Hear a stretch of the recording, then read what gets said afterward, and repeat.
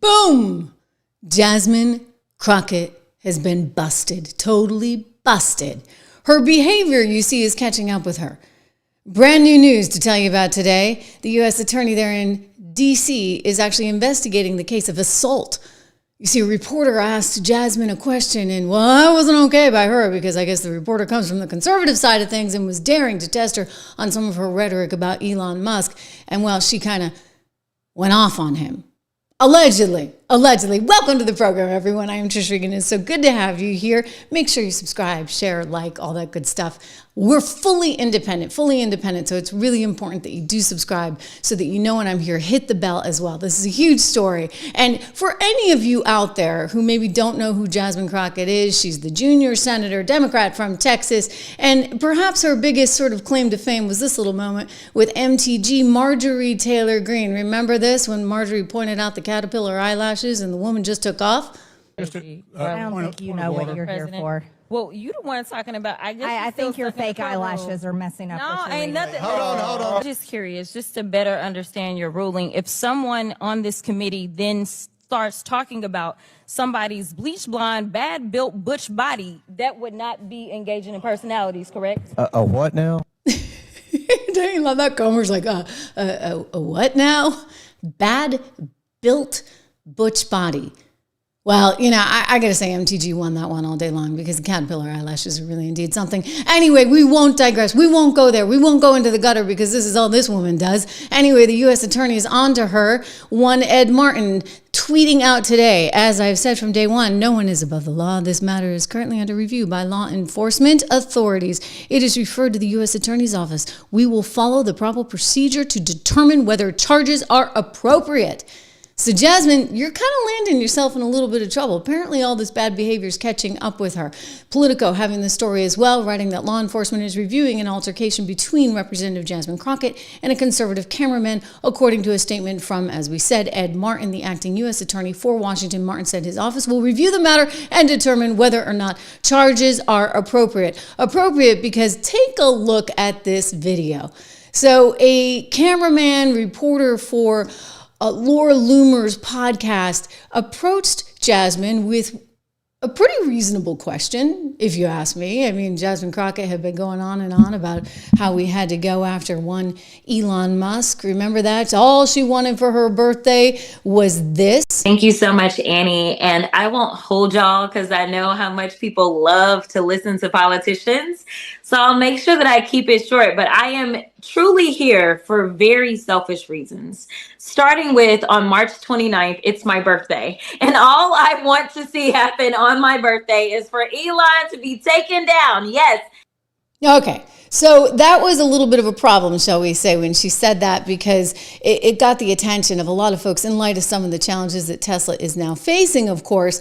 And because she said that, she's caught sort of on to Pam Bondi, et cetera. So thus, I mention this only because as a journalist, I got to tell you, it's fair game, right? It's in the news. It's a story. And it's one that you would likely ask her about, as this reporter, Take a Look, did. And then she kind of just lunged at him somehow. Some way, because you see, that's how they do things in Jasmine Crockett's territory. I guess. Here we go. Hello, Congresswoman. Horse manure. Horse manure, that's what you That said. sounds like fun. Wait, Congresswoman Crockett. But it sounds. Congresswoman Crockett, you were recently on a Tesla takedown call, Yeah, well, calling yeah, for violence on the that's what it is 29th. to be here, right? Would you like to clarify your comments? As you can see. Congresswoman, No, will you it's condone violence at the Tesla? What? And again, courtesy. Thank you, Laura, for sharing that clip. But what was that? Like, she just like grabbed him. He apparently said he got scratched and stuff like that too. The mainstream media is trying to play this, or rather I should say the liberal media is trying to play this as, oh, he's such a wuss, this, that, and the other. Can you imagine if it was the other way around? Can you imagine if a liberal reporter, an MSNBC reporter, a Daily Beast reporter, any of them actually approached Comer or Cruz or anybody else and they did that? Like, that would not be okay, right? They'd be going nuts. Anyway, now Jasmine has to have Capitol Hill police at your expense, by the way, as a taxpayer. I showed some of you this clip the other day. She is charging you this expense. She's got an escort so as to prevent her from hurting any future reporters that may have a question for one Ms. Jasmine Crockett. Hey, Congresswoman, do you regret your earlier comments you made about Governor Greg Abbott? Oh, he looks intimidating, right? Yeah, not. Anyway, we're paying a lot of money for him. And this reporter that was originally the one accosted, or allegedly assaulted, he's not too happy about that. He's complained about that. Here he is also outside Capitol Hill saying, again, this is not right. I have gone to the Capitol Hill police. Very big development here on Capitol Hill. I just left a formal meeting with the United States Capitol Police. I had to fill out some more forms, talk about the horrific incident where Congresswoman Crockett reached for my phone, scratching me just because I asked her a question about her involvement in the Tesla takedown. So now my formal complaint has officially been moved to the United States Attorney's Office in Washington, D.C., and we will see what happens. But again, the United States Capitol Police were very nice and very helpful this morning, and we'll see what happens. I want to thank all of you for supporting Laura and I as we go through this, I don't want to say difficult, but crazy situation. This is bigger than just me and Rep. Crockett. This is about standing up for free speech in the building right behind me. Free speech can never leave Capitol Hill, because if free speech leaves Capitol Hill, free speech will leave America. Okay, I'm just going to add to this. The way it sort of goes down is that you are allowed to approach these members of Congress. You are allowed to ask questions. It shouldn't be something. Hey, Congresswoman, do you regret your earlier comments you made about Governor Greg Abbott? It shouldn't be something where you have a police escort at taxpayer dollars preventing a reporter from asking a serious question. He's pretty harmless enough. I don't think he was going to really do her any harm. He had a very simple but important and serious question, and now she's got this police barrier escort in the way. And I would point out, she's being sued for assault, and the U.S. Attorney General is now looking into the case. Forgive me, not the Attorney General. That would be Pam Bondi, who's looking into Jasmine for other reasons, but this is the U.S. Attorney there in Washington, D.C. So there are a few problems on the way. I want to get to the media's double standard on this, as well as some of the other things she said. New commentary about Byron. I mean, it's just really kind of despicable. Byron Donalds, who's running for governor of Florida. Before I do, quick shout out to my investment newsletter. Here's the free version. Totally free, because I want you guys to do this.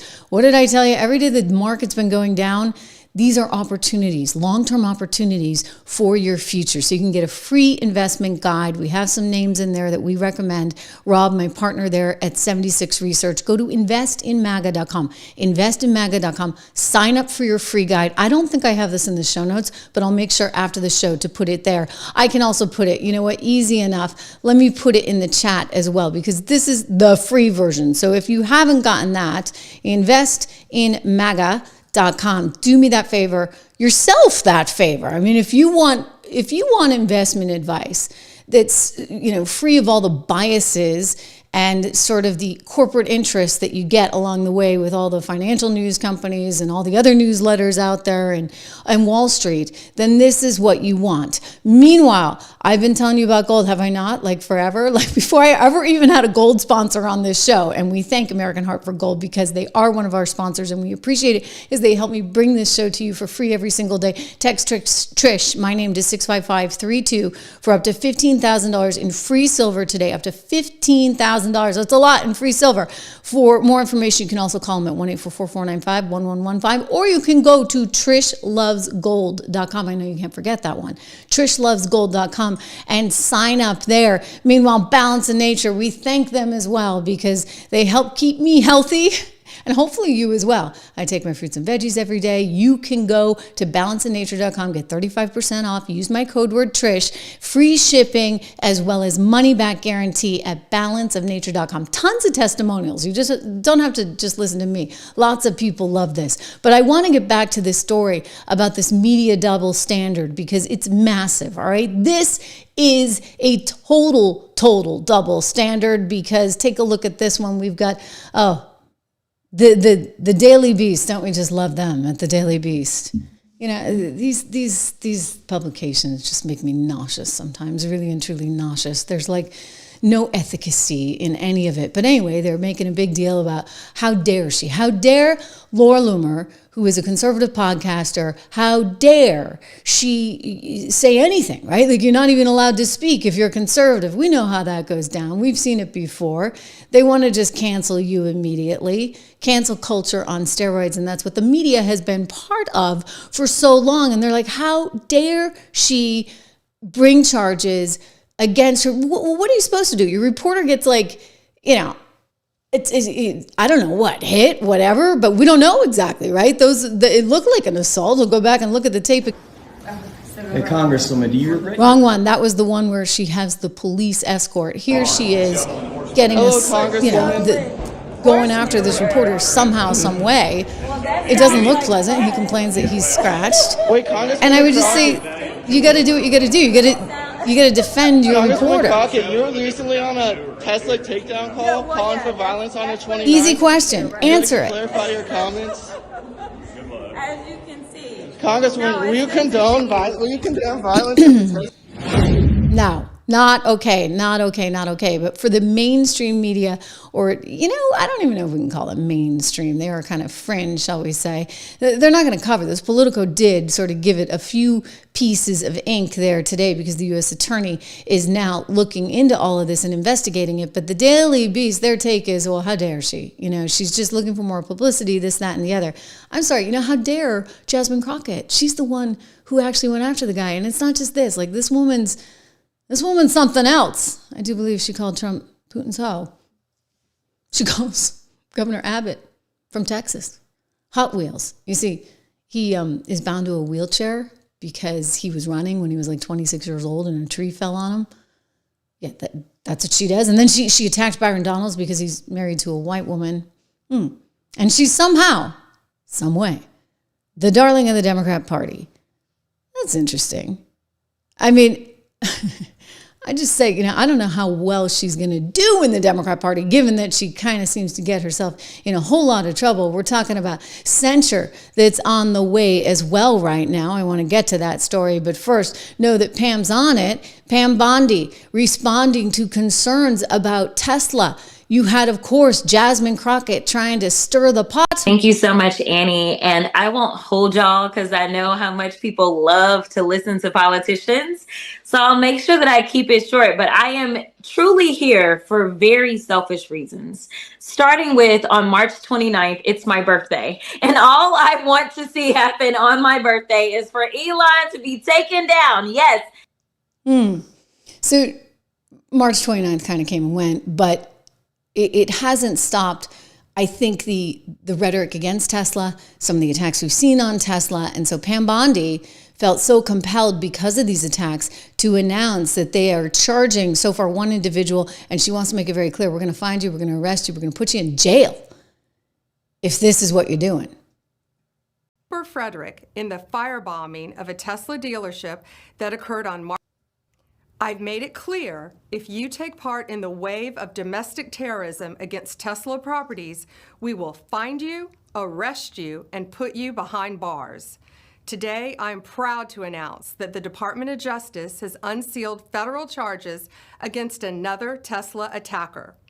We've charged Cooper Frederick in the firebombing of a Tesla dealership that occurred on March 7th in Loveland, Colorado.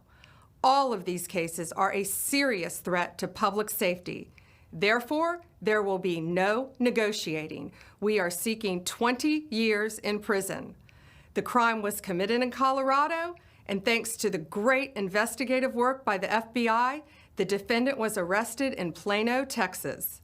Let this be a warning. You can run, but you cannot hide. Justice is coming. Watch out. Okay. So what does it mean for a lawmaker who's pushing this kind of rhetoric? I mean, I think they're pretty clear on what it means in terms of any individuals caught keying cars or trying to do anything worse. And we know that worse things have happened. Pam is also calling on Jasmine to apologize, which she won't, by the way. She went on Fox Business. That reporter was actually able to get a question to her. And she's like, I'm not going to apologize for any of this. Heck, I'm the one lovely Jasmine Crockett. I don't need you. By the way, she's a total fraud. Spirit-filled, thank you so much for your generosity. It's good to see you back on the program here today. Thank you. Very patriotic flag he's sending my way, or she, Spirit-filled. Anyway, what I would say is that Jasmine herself is a total fraud. Okay, this woman tries to pretend she's like from the street, she's from the hood, blah, blah, blah, blah, blah, blah. No. She grew up in a nice family, went to private school, St. Louis Country Day School, and then winds up at Rhodes College, which was a fancy, schmancy, expensive school, and a pretty good one. And somehow, some way, she made it through. Anyway, somehow, some way, she's also trying to present herself as, not the private school fancy college gal, but rather the street kid from the Bronx, which incidentally we'll get to Byron because she's going after him. He really is. Byron had a tough upbringing. Single mom, the Bronx, the whole bit. He's the full-on American success story. But, Jasmine, she likes to pretend otherwise. Here's Pam on Jasmine demanding the apology. Yeah, Sean, it is. And after she said that about Elon, she said, well, I didn't mean violence. But, however, your words have consequences. And what happened after she said that about Elon Musk, she's a Texan in her own home state.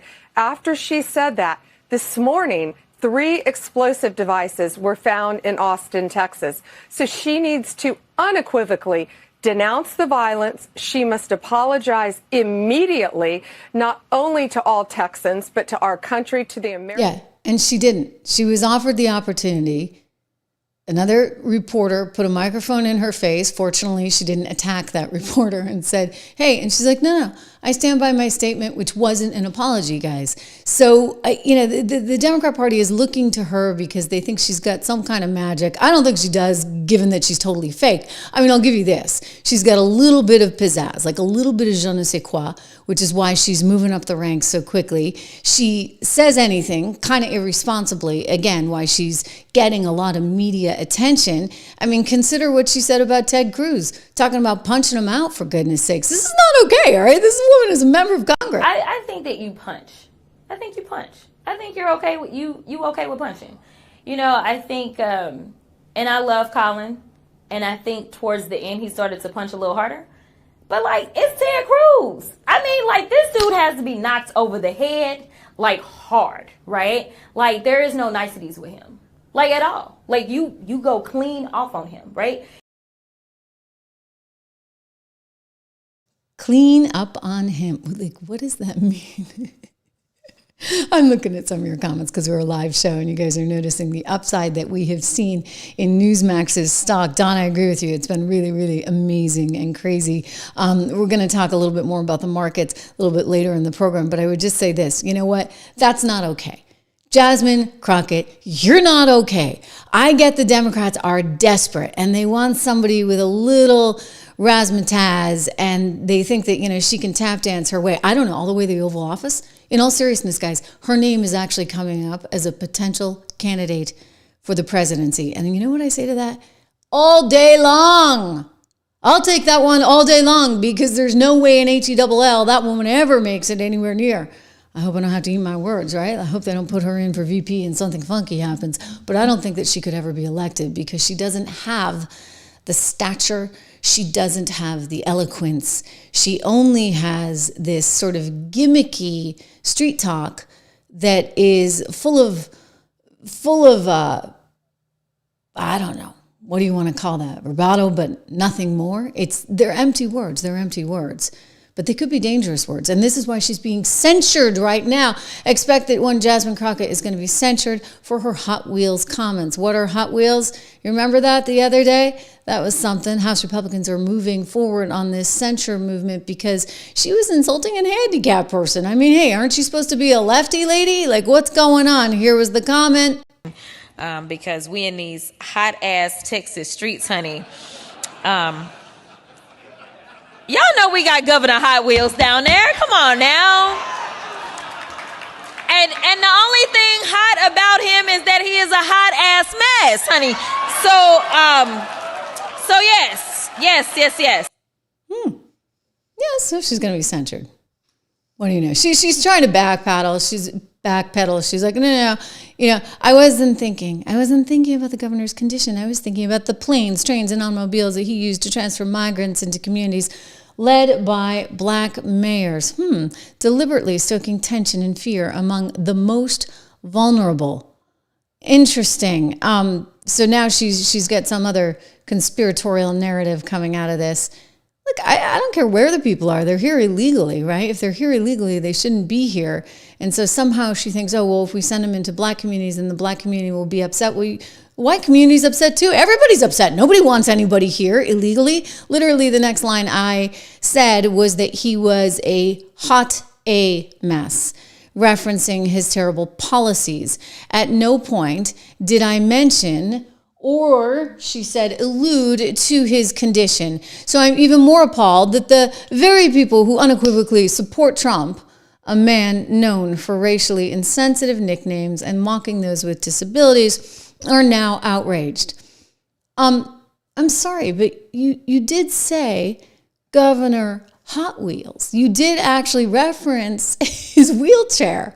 I thought it was kind of a stupid thing to do. But again, I just go back to this. If this is all they got and they want to double down on things like, okay, the people that are born as boys, we're going to let them race against the girls and sweep up all the scholarships, and we're all about trans rights and this, that, and the other. The more you do that, the more you put the Jasmine Crocketts out there in the world, the more you will lose. And Republicans will keep on winning, which is important. We need this, okay? Because there's a lot of work that's got to get done.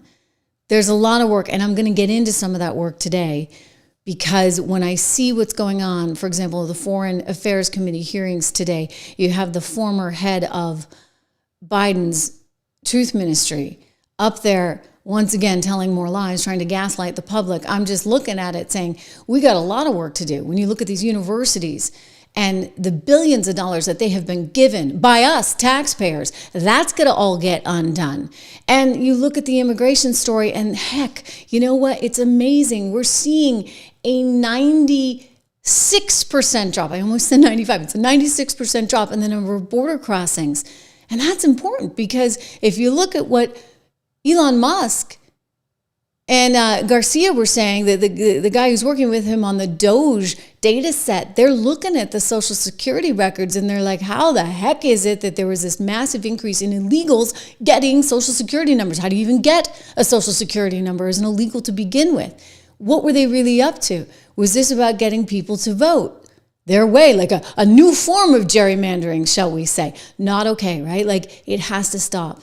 And these are important things that need to stop right now. Reminder to subscribe to the show, to share, to like. I'm also, by the way, over on Spotify now, totally free. So please go look for the Trish Regan Show on Spotify as well. Jasmine Crockett, meanwhile, I'm sorry I'm going all in on this woman, but guys, you know what? They are actually talking about her seriously as a White House contender. I guess we love that because you can put her up there all day long. There's no way that she's electable on a mass scale. Byron Donalds, he's actually probably going to be the next governor of Florida. He's also a member of the House and smart guy, actually has a background in finance and economics, which I appreciate. And you know what? He is from the hood. Like Jasmine goes on and tries to talk like, I'm so street smart and street wise.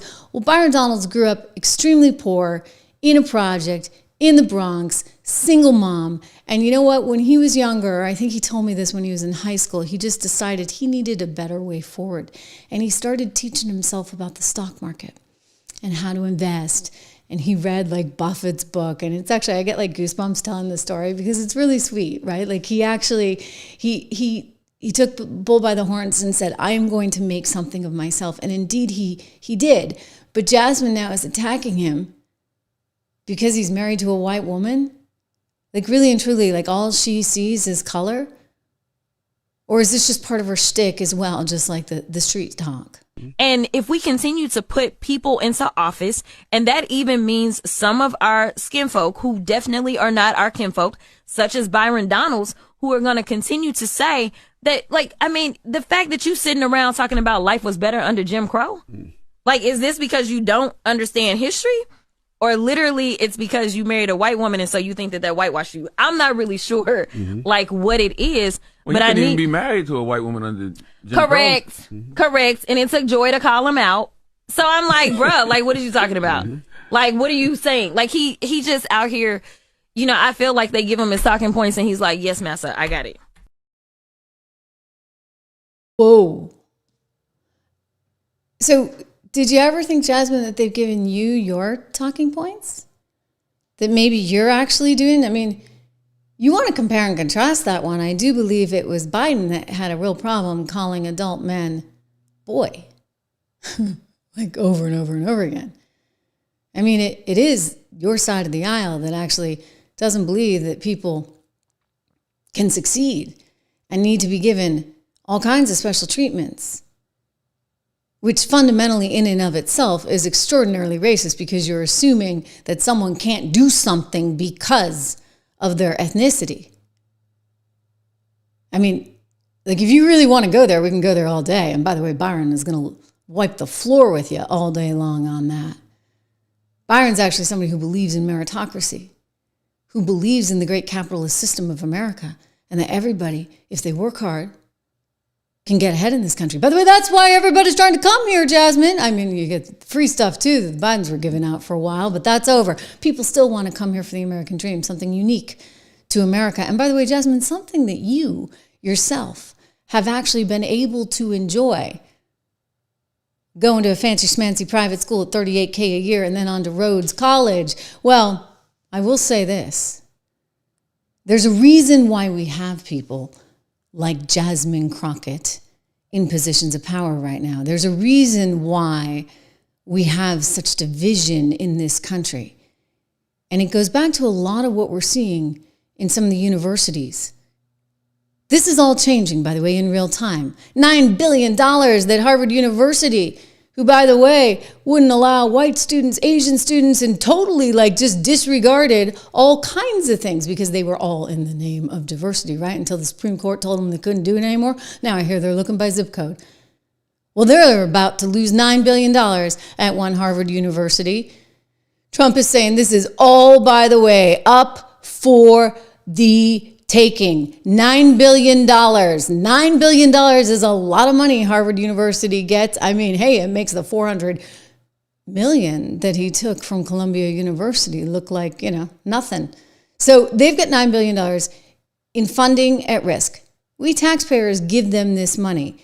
And you got Linda McMahon saying, why are we giving them this money when they are actually at odds fundamentally sort of with who we are, where we are going, and the American success story that has made, frankly, Harvard and this country unique. I mean, they're graduating people who just think they can get a job right now because of DEI, instead of graduating people who actually really want to make a difference and contribute to the economy in this world. Perhaps Disney has a few too many of these folks. They're from Harvard University. They had to get rid of Claudine Gay, who oddly I went to high school with. She was a senior and I was a freshman, so I don't really remember. She was a disaster. I mean, Elise Stefanik, remember that? She just wiped the floor, I should say, with one Claudine Gay. She had to leave. They brought someone else in. That person had to leave. Now they brought somebody else in. The guy who's now running it is like, wait, no, I feel your pain. I feel your pain because, I'm Jewish myself, and I want you to know we're going to protect the kids on campus. They're trying to give some lip service, which may be better than what Columbia University is trying to do right now. Columbia University just putting this woman in charge, a former NBC News reporter, CNN as well. She happened to have gone to Columbia, like I did, and she got her undergrad and her master's there in Russian studies, worked for the Russian bureau there in NBC News, and then on to CNN or vice versa. Maybe it was CNN and then NBC News.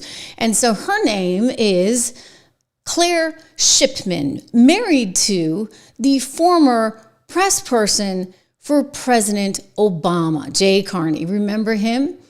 I think he went on to run press at Amazon. So perhaps Columbia University's board thinks that they can get kind of a twofer here. They get like a press operation. Let me tell you, this is not going to go over well. This is not going to go over well because of some of the things that one Claire Shipman has already been known to have said, like this. Columbia's new press called congressional hearings on anti-Semitism Capitol Hill nonsense. Really, Claire? I don't think you're the right person here for this job. Oh, and look at this one. Columbia University is not getting the best and the brightest anymore. Too bad. Thank you, Joe, for the generosity. I'm looking at this, and I'm like, this is kind of sad.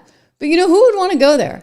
Who would want to go there anymore when you're looking at like swastikas that they have put on the international SIPA, the School of Public Affairs building?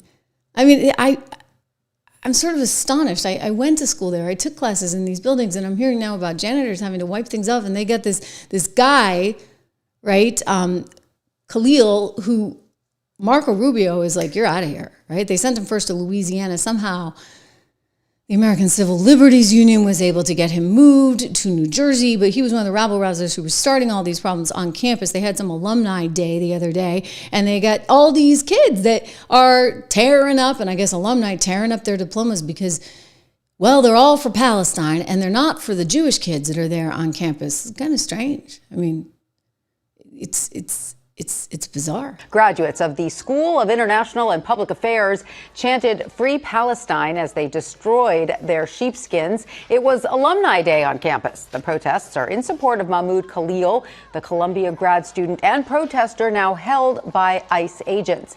And they also object to the concessions made to curb protests on campus. And we will continue to rage at this institution until Mahmoud Khalil is free. Until students are free to fight for Palestinian rights and liberation. Yeah, Palestinian rights and liberation. I mean, we're just going to forget all about October 7th. This is not okay, all right? And we haven't even talked about the DEI stuff that they're promoting and the trans stuff and the God knows what in all these college campuses. This is a big problem, right? So when you see people like Jasmine Crockett that are maybe seeing some kind of marginal success politically, or even Kamala Harris or AOC or Joe Biden, it's because of this sort of set of beliefs that they're all trying to push forward, and it's coming from academia. And it's not just Harvard, and it's not just Columbia, it's not just the Ivy Leagues. It's disseminated throughout all of the educational system because we effectively have a ton of graft in that system, and you've got a ton of federal money that's been going to all these schools for years now. And look who's been controlling it. I mean, you had Trump in there for 4 years, but the whole darn time he was fighting Russia, and a whole host of other things, right? Because of all the disinformation that the left put out. And yet they want you to think it's the other way around. I'll tell you, this was unbelievable what I saw going down today in the Foreign Affairs Committee hearings. Do you remember Nina Jankcowicz? She's the one who became Biden's head of his Ministry of Truth. Yeah, they had a Ministry of Truth during the Biden years because they had to fight disinformation. Well, she was testifying today. You know, if you recall, she's the one who said she knew it all. She knew what was true, what was false, etc. She's an expert on online disinformation. Information laundering is really quite ferocious. It's when a huckster takes some lies and makes them sound precocious by saying them in Congress or a mainstream outlet. So disinformation's origins are slightly less atrocious. It's how you hide a little lie. It's how you hide a little lie. It's how you hide a little lie. When Rudy Giuliani shared that intel from Ukraine, or when TikTok influencers say COVID can cause pain, they're laundering disinfo, and we really should take note and not support their lies with our wallet, voice, or vote. Oh! But this is a person with extensive qualifications.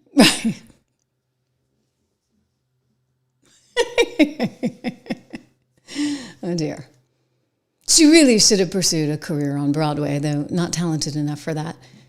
Anyway, she got her moment in the sun today. You see, she went to speak on Capitol Hill, along with Matt Taibbi, to talk about all the disinformation that was there, although, you know, she's living in an alternative universe where apparently she still hasn't recognized anything, including that the virus came from Wuhan, China, that the Russian dossier was fake. Although we know, of course, that Hillary Clinton's campaign commissioned it, bought and paid for by Perkins Coie, the law firm working for Hillary Hillary's campaign, and they paid Fusion GPS, which paid Christopher Steele. By the way, Nina's like Christopher Steele's biggest fan. Even Reason magazine, a libertarian magazine, actually had to call her out on that one because she like loves Christopher Steele. Anyway, she did this hearing today, and let's just say Nina once again managed to embarrass herself, and she didn't even have to sing this time. Here we go. I believe it's my patriotic duty to do so because the premise of this hearing, the so-called censorship industrial complex, is a fiction that has not only had profound impacts on my life and safety, but on our national security. More alarmingly, this fiction is itself suppressing speech and stymieing critical research that protects our country.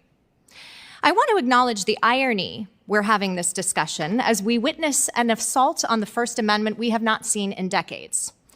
The Trump administration has directed far more egregious violations of our Constitution than the imagined actions of the Biden administration on which this hearing is premised. Each one is chilling, but as a Fulbright alumna, the recent arrest of Rumesia Ozturk, a Fulbright PhD student at Tufts University, especially disturbed me. I just had to stop it because she's like a caricature of herself. Like, have you ever seen anybody more annoying? Like, she might actually be more annoying than Hillary Clinton, which is saying something.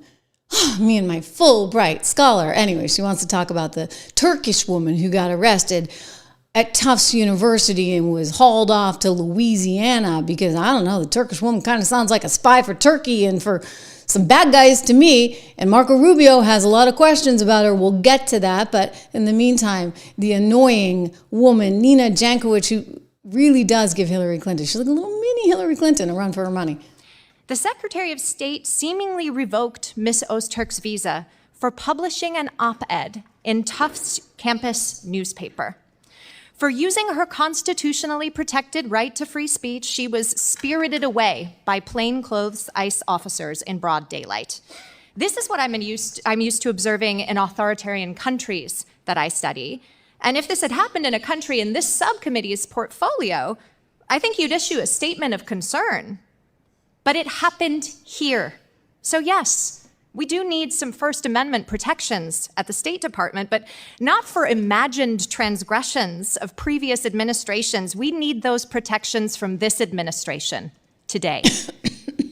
I'm reading your comments, guys. You guys are hysterical. Anyway, just to fill you in, I don't know how, we haven't covered this story much here before, but there's this woman at Tufts University who basically, her last name is Ozturk, is one of, according to CNN, several foreign nationals affiliated with prestigious American universities to be arrested for purported activities related to terror organizations amid the Trump administration's immigration crackdown.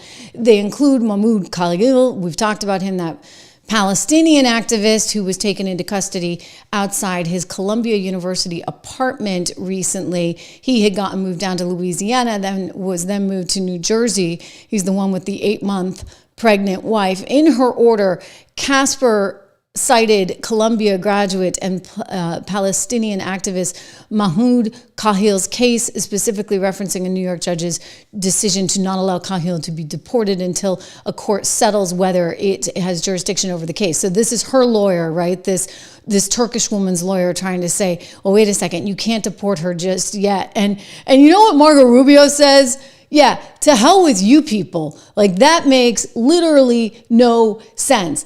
Why do we have these students coming here that are supporting terror organizations and then writing op-eds and gathering people so that they can have protests on university campuses? Let me tell you, like, that's not okay, right? That's the kind of stuff that our intel operations should be all over all day long. It's one thing if you're an American, you have a different point of view, you want to get out there and protest. It's kind of another thing. Like, if you're coming here by our invitation to study at our great universities and you want to be a rabble-rouser? No, not happening, says Marco. We revoked her visa. It's an F1 visa, I believe. We revoked it, and here's why. And I'll say it again. I said it everywhere. Let me be abundantly clear, okay? If you go apply for a visa right now, anywhere in the world, let me just send this message out. If you apply for a visa to enter the United States and be a student, and you tell us that the reason why you're coming to the United States is not just because you want to write op-eds, but because you want to participate in movements that are involved in doing things like vandalizing universities, harassing students, taking over buildings, creating a ruckus, we're not going to give you a visa. If you lie to us and get a visa and then enter the United States and with that visa participate in that sort of activity, we're going to take away your visa. And once you've lost your visa, you're no longer legally in the United States, and we have a right, like every country in the world has a right, to remove you from our country. So it's just that simple. I think it's crazy. I think it's stupid for any country in the world to welcome people into their country that are going to go to your universities as visitors. They're visitors. And say, I'm going to your universities to start a riot. I'm going to your universities to take over a library and harass people. I don't care what movement you're involved in. Why would any country in the world allow people to come and disrupt? Now, we gave you a visa to come and study and get a degree, not to become a social activist that tears up our university campuses. And if we've given you a visa and then you decide to do that, we're going to take it away. I encourage every country to do that, by the way, because I think it's crazy to invite students into your country that are coming onto your campus and destabilizing it. We're just not going to have it. So we'll revoke your visa, and once your visa is revoked, you're illegally in the country and you have to leave. Every country in the world has a right to decide who comes in as a visitor and who doesn't. If you invite me into your home because you say, I want to come to your house for dinner, and I go to your house and I start putting mud on your couch and spray painting your kitchen, I bet you're going to kick me out. Well, we're going to do the same thing if you come into the United States as a visitor and create a ruckus for us. We don't want it. We don't want it in our country. Go back and do it in your country. But you're not going to do it in our country. He's right, okay? Like, he's completely, totally, absolutely right. You're engaging in support of Hamas. We don't need you here. We don't want you here. Go home, okay? Go home. Visa revoked. I don't think it's that hard. This is not rocket science, people, okay? You want people that are going to kind of play by the rules and not be difficult when they come to the country. Period. End of story. And yet this Nina lady, wow, is she annoying or what? I am looking at your comments. Yeah, I know, Leslie, you don't like her either. I think she actually might be as annoying, if not more, than Hillary Clinton, which is just a very special place to be. But this was humiliating, absolutely humiliating for her, because she just tried to gaslight us all over again. Listen, MAGA's here. MAGA's here to stay. MAGA's succeeding. I believe in MAGA. It's one of the reasons I created 76 Research. Go get your free investing guide for the MAGA play right now. Investinmaga.com. Go there because there's a lot of really important stuff and names that you need to know. We look at the markets moving higher today. That's good news. Anyway, Nina is living in this alternative universe. She still has some little program, Sunlight something, funded, it's believed, by George Soros, that she's using to try and expose all the conservative disinformation. I'm sorry, but we've been right. We've been right on everything. Here she is. Let's listen to this sound. Again, this just a little bit at the top, because she's gaslighting you here, guys, in a huge way. I believe it's my patriotic duty to do so because the premise of this hearing, the so-called censorship industrial complex, is a fiction that has not only had profound impacts on my life and safety, but on our national security. More alarmingly, this fiction is itself suppressing speech and stymieing critical research that protects our... It's not fiction. Okay? Like, that's where you're just all wrong. It's not fiction. So Matt Taibbi was there too. She's calling out Matt Taibbi. Matt Taibbi, if you guys don't know him, he has like a Substack now. And he used to be a writer at Rolling Stone, not exactly somebody who you would consider conservative, right? But he got the Twitter files. And what he discovered in those Twitter files was that there was a ton of pressure that was being placed by the State Department and Nina's little group, right? Ministry of Truth, that she was running. The State Department was putting all this pressure on executives at Twitter to shut accounts down, including Donald Trump's account. The president of the United States of America had his Twitter account shut down because Nina and company thought that was the right thing to do in the spirit of making sure they didn't have any disinformation out there. That's pretty remarkable, right? And we've now since learned, oh yeah, it was absolutely pressure from up on high, coming from Nina and company and the Biden administration. They were doing the same thing to Facebook. Look at what Mark Zuckerberg said. It's his biggest regret that he didn't stand up sooner to all of the pressure that they put on them.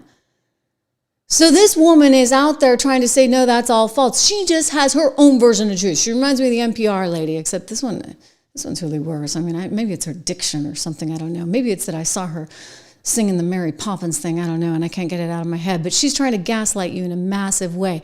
Now she has this new organization where she's doing much of the same, just not for the government, but she's getting heavily funded by people who want this stuff, right? Including allegedly George Soros, but she wouldn't admit it. Listen to this line of questioning today. Ms. Jankcowicz, your organization, the American Sunlight Project, claims to have a commitment to transparency and apparently does not extend to disclosing its donors. Has the American Sunlight Project received funding either directly or indirectly from the George Soros or his foundations, including the Open Society Foundation? Thank you, Congressman. I've received a lot of threats for speaking out, and so I've decided that we are going to abide by the rules that other 501c4s in our country abide by, and we are not required to disclose our donors, small or large, because I frankly don't want them to be threatened the way that I have been. So sunlight for other people, but not for your donors.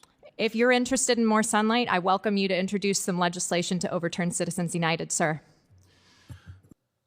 Boom. You heard that? Sunlight for some, but not for your donors. We're not allowed to know who her donors are. Again, it's believed George Soros is one of the biggies because she needs to still do her job to control information, all that misinformation. What did they tell us? Oh, that was misinformation. Remember 51X Spooks actually wrote a big piece in Politico, a letter, right? They all signed their name to that one because Hunter Biden's laptop was not real. That was just misinformation fed to you, says Nina, says the 51X Spooks, courtesy of Rudy Giuliani. Of course, Nina didn't have her big job back then. That was actually during the campaign. I mean, if that's not campaign interference by deep state, I don't know what it is. And then they moved forward and they shut down the Twitter account at the New York Post, which had published the story. Don't ever forget that. As much as she's trying to tell you otherwise, we know exactly what went down. And you know what? If they could have, they would have done even more. What was Biden's biggest regret? What did he tell Susan Page, the reporter who interviewed him on his way out the door? He said his biggest regret was that he didn't control the disinformation better. Wow. I mean, these people are something else here. Number one regret is that he's not going to be there for 4 more years because I think he was not. I had the last print interview with George W. Bush. He was ready to get out of the Oval Office. Not so much Joe Biden. He wishes he could stay there. But he named 2 things about this biggest disappointments. One was the difficulty in combating misinformation, including from Donald Trump. And the second thing he mentioned was their failure to act more quickly to get shovels in the ground from that huge infrastructure bill, because he says that would have demonstrated to Americans the value of that spending. Oh, yeah, like there was lots of value with that spending. Give me a break. That was the spending to nowhere. That's why we have all this inflation, guys, because they were printing trillions of dollars. Nancy Pelosi, Chuck Schumer with their multi-trillion-dollar thing. You had him, Biden, with his 3rd stimulus check, and then you had the Fed printing for days and days. Like, I mean, it was unbelievable. I've never seen anything like it. I kept pounding the table. I mean, even I was actually concerned when Trump came out with the 2nd stimulus check in the summer of 2020. I'm like, this is not good. You're not going to get people back to work. You're going to have inflation, et cetera. And then Biden came through with round 3. It was a disaster. But I went back and looked at the transcript, and yeah, that was his biggest regret, not controlling the information well enough. Nina, I guess you didn't do your job. We're doing work in the public interest. I know this intimately. In my written testimony, I explain in detail the lies that upended my life when my appointment to lead the DHS Disinformation Governance Board was announced. As demonstrated by both the board's... I'm sorry, but the name itself, Disinformation Governance Board. I mean, does that not sound dystopian or what? And then you look at her and it all makes sense. Founding documents and my 5-hour sworn testimony before your colleagues on the Judiciary Committee, the board's mission was to protect civil rights, civil liberties, privacy, and the First Amendment, the very subject of this hearing.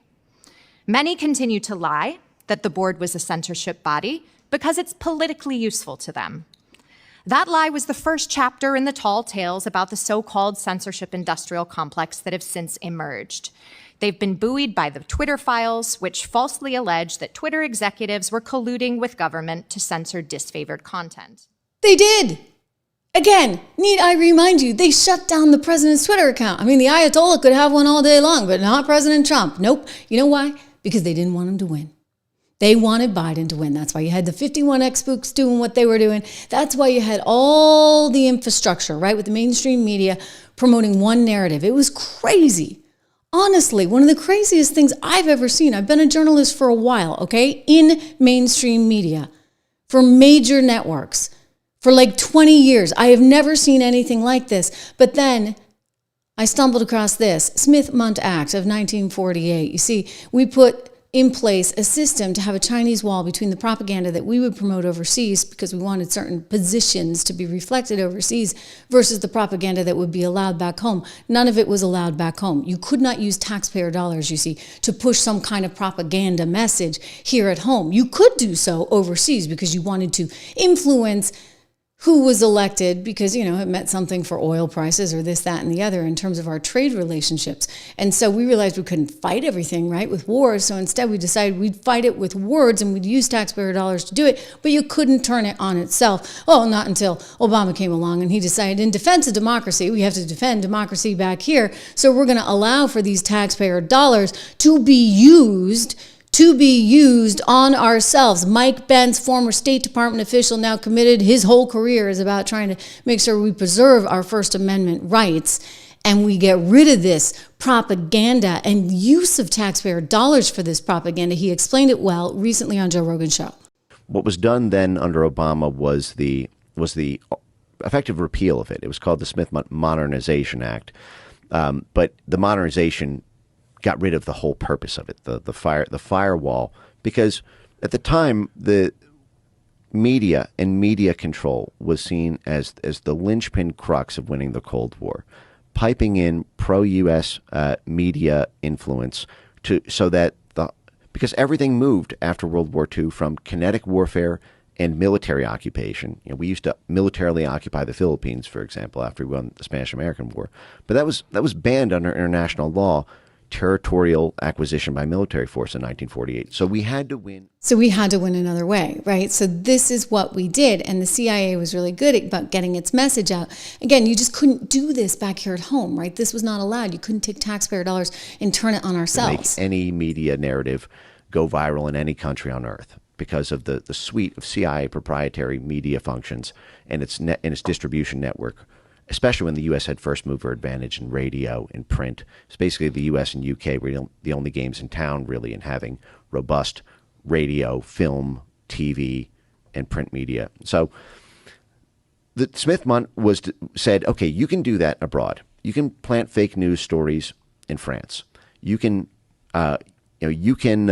have propaganda blare into Africa or Western Europe or Central Asia, but that can't come home. You can't psyop our own people with your propaganda organ abroad, because the whole point of authorizing this is that we get cheaper gas, we get import-export markets, we get a high standard of living, because if a foreign government doesn't want to give up its resources or allow a U.S. military base or allow joint partnerships or exports of goods or U.S. multinational corporations to operate there, then the American people suffer economically. So it was always designed. It was always designed to help the American people, not to be turned on itself. And again, it's Obama that we have to thank. Suddenly, everything changed in 2013. They put this forward in 2012. By 2013, they could use the money against us. And what did they do?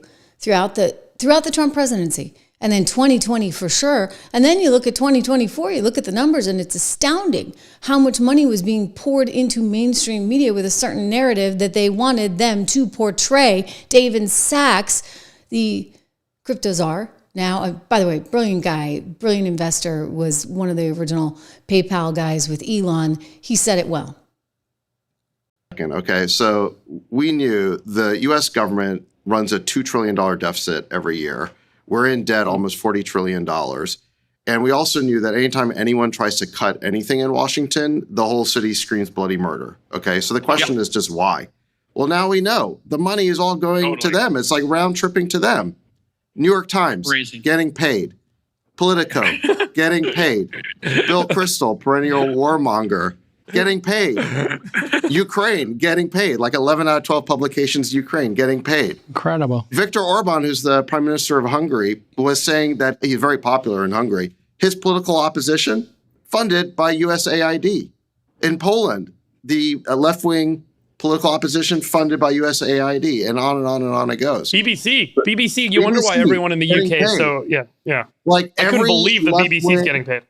Every left-wing organization in the world seems to be getting paid by this slush fund at USAID, which disperses about $50 billion a year. That's $1 billion a week. That's actually And a this lot is of money. crazy. So for Nina to get up there on Capitol Hill and humiliate herself again, almost worse than the Mary Poppins incident, is really quite something. She clearly believes in the cause, so to speak, the misinformation that they just want to keep pitching over and over and over and over to us. Meanwhile, you know what? It's ending. It's ending because you have a new team in charge. We talked about this a little bit yesterday, but the FCC is now getting involved. Brendan Carr over at the FCC is suing. No, not suing yet, shall I say. Investigating. Let me be careful with my words. Ooh, investors don't like it, though. Check out shares of Disney. They just keep falling. I mean, the market was up today. Not Disney. Disney down another %. Amid news that Brendan Carr is pretty serious about this. He wants to basically figure out what exactly Disney was doing vis-a-vis all its DEI nonsense. He sent a letter over to none other than Iger,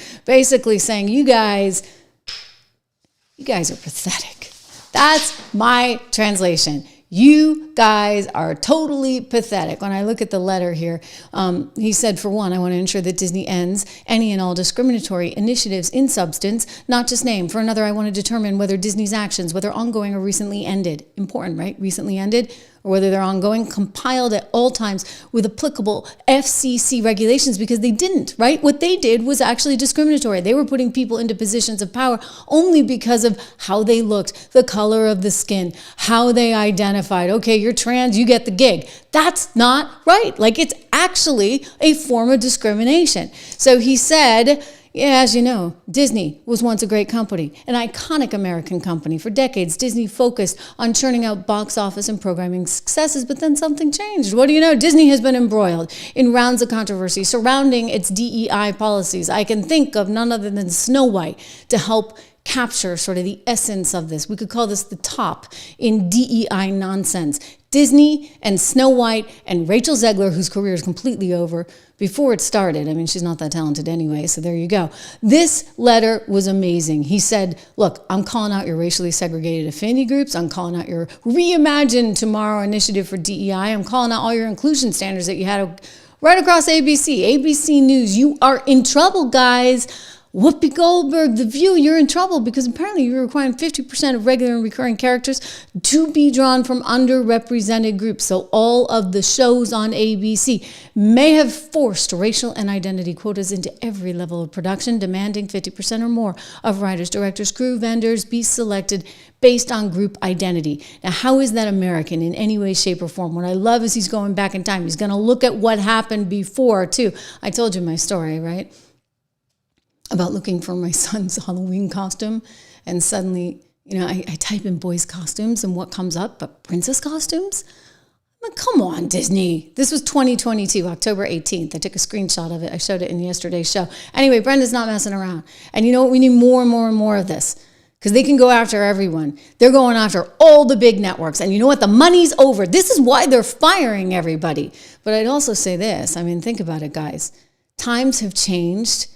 We have other ways of communicating, including what we're doing right here, which is a big reminder to subscribe to the show, share, like, all that good stuff. Totally independent here, and we're thankful for that. We're thankful for our sponsors, American Hartford Gold being one of them, TrishLovesGold.com. You know the drill, up to $15,000 in free silver.